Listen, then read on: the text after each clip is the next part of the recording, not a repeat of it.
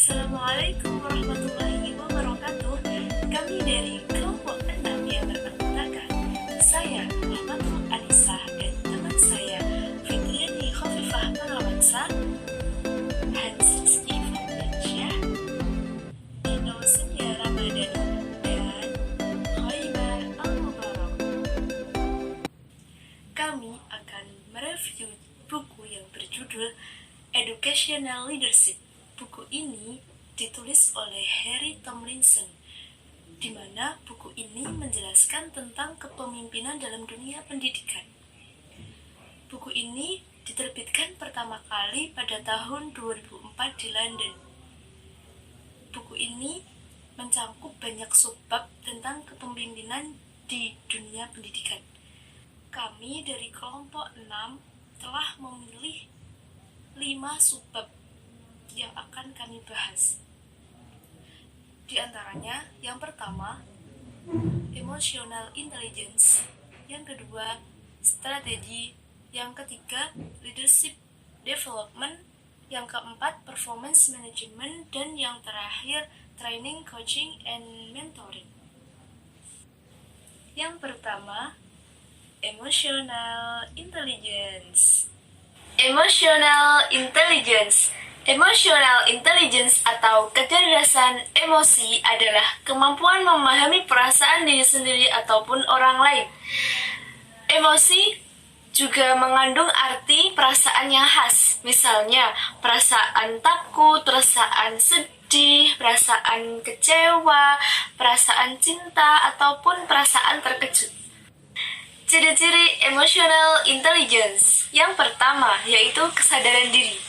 Dalam kesadaran diri ini mengacu pada perhatian dalam batin, sehingga pikiran dapat mengenali perasaan sewaktu perasaan itu terjadi.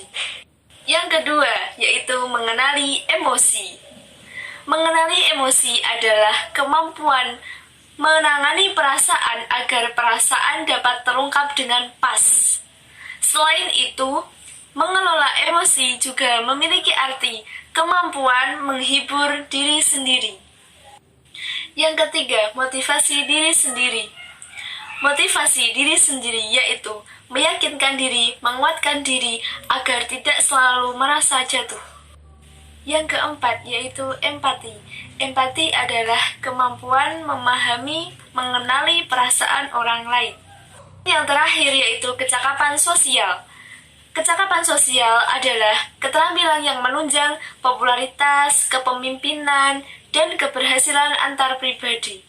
Dalam buku yang berjudul Educational Leadership ini, Harry Tomlinson mengambil pendapat dari Cooper yang mengemukakan bahwa kecerdasan emosi memiliki manfaat yang jelas pada tujuan dan pekerjaan, yaitu nilai-nilai dalam tindakan dapat menciptakan masa depan, meningkatkan energi, dan efektivitas dalam tindakan.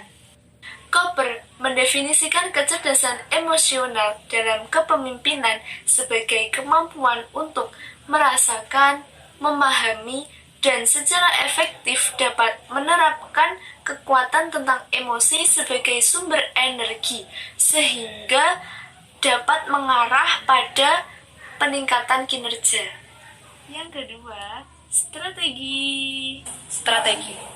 Yang pertama, mind mapping dari strategi adalah pengertian strategi, 3 domain strategi, pendekatan umum, dan yang terakhir adalah model sederhana strategi. Yang pertama, pengertian dari strategi. Strategi adalah sebuah cara atau teori kegiatan yang dirancang oleh sebuah organisasi guna mewujudkan tujuan.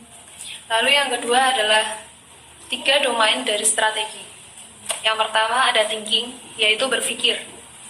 Berarti memikirkan sesuatu yang dapat mengecoh saingan. Lalu yang kedua adalah doing, yaitu melakukan. Bermakna melakukan tindakan yang dapat mengalahkan saingan. Lalu selanjutnya adalah result atau hasil akhir, yaitu memberikan hasil yang terbaik.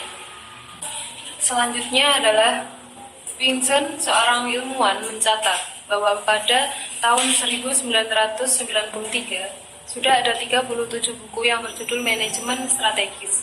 yang didasarkan pada inklusi dasar yang sama bahwa rahasia strategi perusahaan dapat dimuat dalam sebuah buku.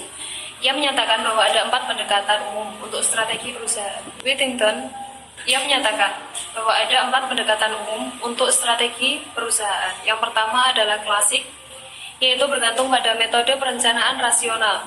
Lalu yang kedua adalah evolusioner, yaitu perkembangan fatalistik dari evolusi biologis, tetapi hal tersebut menjadi pengganti hukum pasar untuk hukum alam. Lalu yang ketiga adalah prosesualis, yaitu menekankan sifat kedekatan tidak sempurna dari semua kehidupan manusia secara matis menyesuaikan strategi dengan proses yang salah dari kedua keorganisasian dan pasar. Yang terakhir adalah sistematik atau relativistik, yaitu mengenai tujuan dan sarana strategi sebagai keterkaitan erat dengan budaya dan kekuatan sistem sosial lokal di mana hal itu terjadi. Lalu selanjutnya yaitu ada model 5 langkah sederhana untuk strategi perencanaan. Yang pertama yaitu aturlah waktu dengan tepat, dengan kelompok pengarah untuk tetap pada jalurnya. Jelaskan orang dan kelompok mana yang menjadi bagian dari proses. Lalu yang kedua adalah ambillah stok dengan meninjau sejarah dan situasi, yaitu ambil stok dengan meninjau sejarah dan situasi saat ini dan mengidentifikasi kemungkinan di masa depan, fokus kepada masalah yang paling kritis. Lalu yang ketiga adalah tetapkan arahan dengan para pemimpin. Tetapkan arahan dengan para pemimpin memilih dan menyusun rencana yang mencakup misi masa depan sekolah dan pendekatan keseluruhan untuk tujuan atau strategi tertentu. Lalu yang keempat adalah sempurnakan dengan menambahkan dan mendapatkan persetujuan dari semua yang terlibat. Dengan draft rencana target dipertajam untuk meningkatkan kemungkinan implementasi yang berhasil dan komitmen berbasis luas. Lalu yang terakhir adalah yaitu menetapkan rencana dengan pemantauan. Perencanaan strategis yang baik untuk pemikiran masa depan, membangun komitmen, dapat memfokuskan kembali dan menghidupkan kembali organisasi yang belum jelas dan dapat membantu menciptakan kinerja tim, mempromosikan belajar dan membangun komitmen. Yang ketiga, leadership development. Di sini saya akan menjelaskan tentang pengembangan kepemimpinan. Dalam bab ini akan berfokus tentang bagaimana Anda mencirikan dan mengembangkan kepemimpinan Anda. Untuk selanjutnya, ada beberapa hal atau karakteristik yang harus dimiliki oleh seorang pemimpin. Yang pertama adalah seorang pemimpin harus mengungkapkan kelemahan mereka. Di sini digunakan agar bawahan mereka mengetahui apa kekurangannya, sehingga mereka bisa bekerja sama untuk menutupi kesalahannya atau kekurangannya. Terus untuk yang kedua adalah pemimpin yang baik sangat bergantung pada kemampuannya. Oleh sebab itu, seorang pemimpin haruslah mempunyai kemampuan yang baik. Terus yang ketiga adalah pemimpin peduli pada orang-orangnya. Yang dimaksud orangnya adalah bawahannya, sehingga untuk menjalin komunikasi itu bisa mudah. Terus yang keempat adalah tekankan perbedaan. Pemimpin yang efektif menggunakan perbedaan kualitas pribadi mereka seperti ketulusan, kreativitas, keahlian, keuletan, atau kesetiaan. Terus selanjutnya adalah kepemimpinan sekolah. Kepala sekolah haruslah mempunyai rencana jangka panjang untuk sekolahnya. Dan kepala sekolah haruslah bekerja ke arah yang secara konsisten dan secara langsung. Dan ada beberapa hal untuk meningkatkan kinerja mereka. Yang pertama adalah kepala sekolah harus terus-menerus memberi ide pemikiran mereka. Terus yang kedua, kepala sekolah harus bisa lebih dekat dengan para murid atau guru. Terus selanjutnya adalah kepala sekolah harus mempunyai empati, kemampuan untuk membaca perasaan orang lain. Terus selanjutnya disiplin kepala sekolah.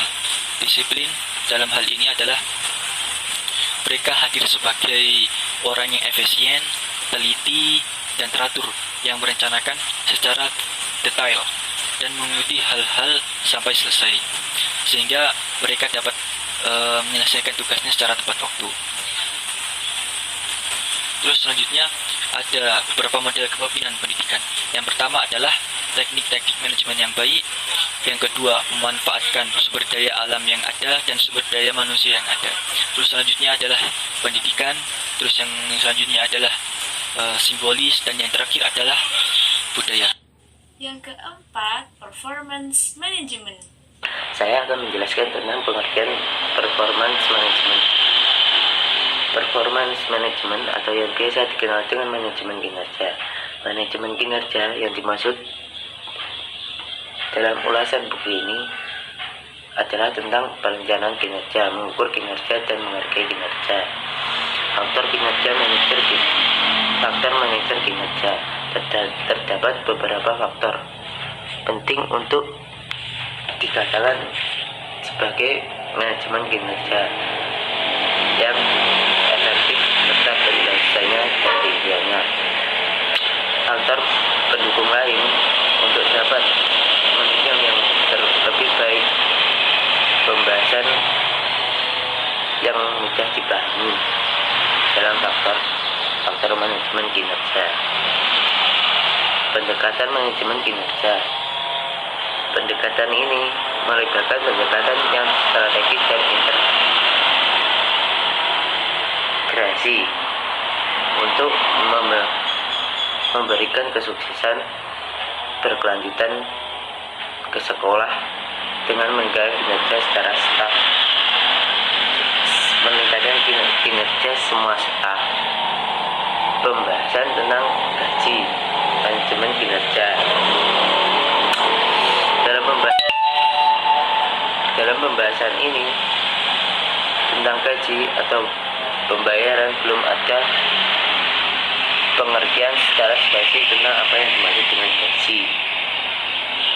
Budaya manajer kinerja.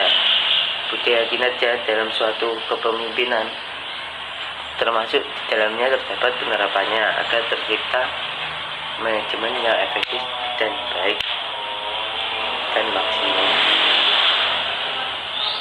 Dan yang terakhir, training, coaching, and mentoring.